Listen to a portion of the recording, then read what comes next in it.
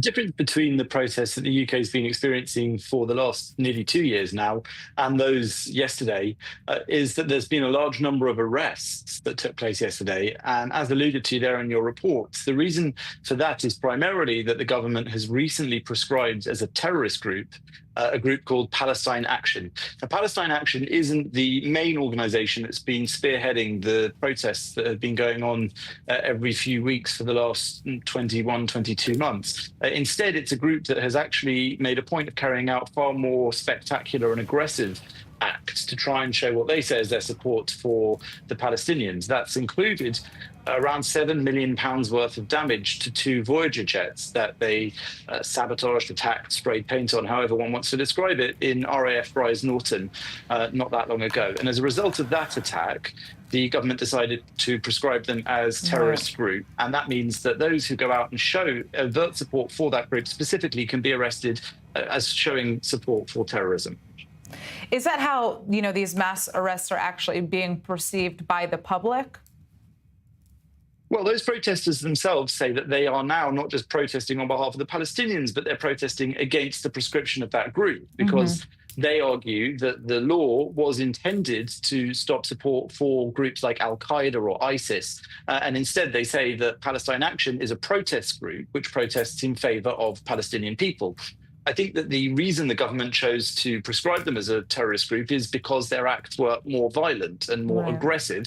And so they decided that, I suppose, was a form of terrorism, and therefore showing support for that group would be caught under that law. And that's why 474 of those people were arrested yesterday as a result of that support. They deliberately chose to show that they were specifically supporting that group. Of course, if they were simply against Israel's actions at the moment in Gaza, they could have chosen to express that through legal and legitimate protest without showing support for that group, which they did do deliberately. Right.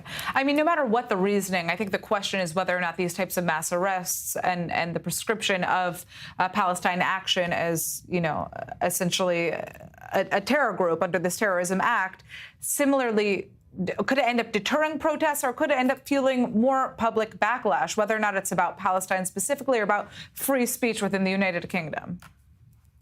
Well, free speech has obviously reigned supreme because there have been these protests for weeks and weeks, months and months, despite the fact many people felt that they were totally inappropriate. Many Jewish people felt threatened by them.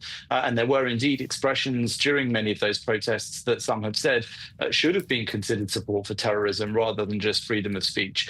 Whether or not these arrests will make a difference in terms of quietening down the protests remains to be seen. Certainly for now, as the prescription is quite new, I think it's unlikely that will happen. And as you can see, the opposite is happening. More people are going out now to protest about that. But I think that does show somewhat that the true nature of many of these people's concerns is not necessarily for the Palestinian people.